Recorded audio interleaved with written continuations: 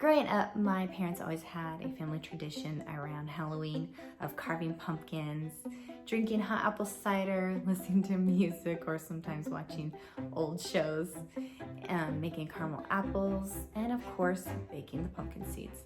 So that is what we are going to do in this video. We are going to bake some pumpkin seeds. So if you want to know how to make a healthy snack, let's go spice things up. I'm not gonna lie, this is the hardest step, which is separating the seeds from the flesh of the pumpkin. Next, I'm going to take about a tablespoon of butter and just melt it. Once all your seeds are separated from the flesh, we can go ahead and add the butter. Now it's melted, and I'm going to just pour it over the seeds. Now the seeds already have some liquid on them from the inside of the pumpkin, but I like to add a little flavor, and the butter makes for flavor. Now this is where you can add any seasonings that you want. I like to add garlic powder, chili powder, and some of this bacon salt. And then stir it so that all of the seeds get the seasonings on it. I like to add a lot of flavor to these because if not, they don't taste as good. Now you want to get a cookie sheet, and I actually have some silicone mats to lay down so I don't have to spray it.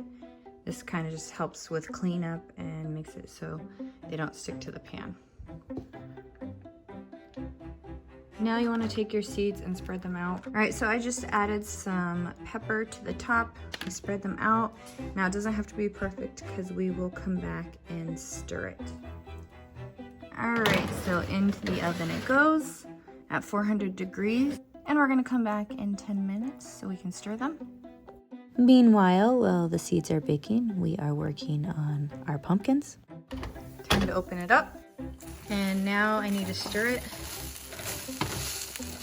All right, I stirred it pretty good. Now I'm gonna spread them out again so it evenly cooks. And we're gonna cook it for another 10 minutes. And once again at 400 degrees.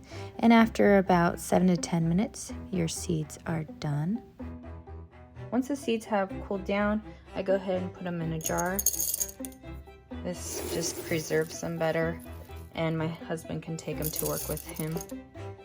And as you see with the jar, it's so easy to bring anywhere. You can also put them in a plastic bag, that's fine too, but my husband takes them in a jar and he brings them to work. I hope you enjoyed this video. If you have any more questions, go ahead and comment below. Bye, and see you in the next video.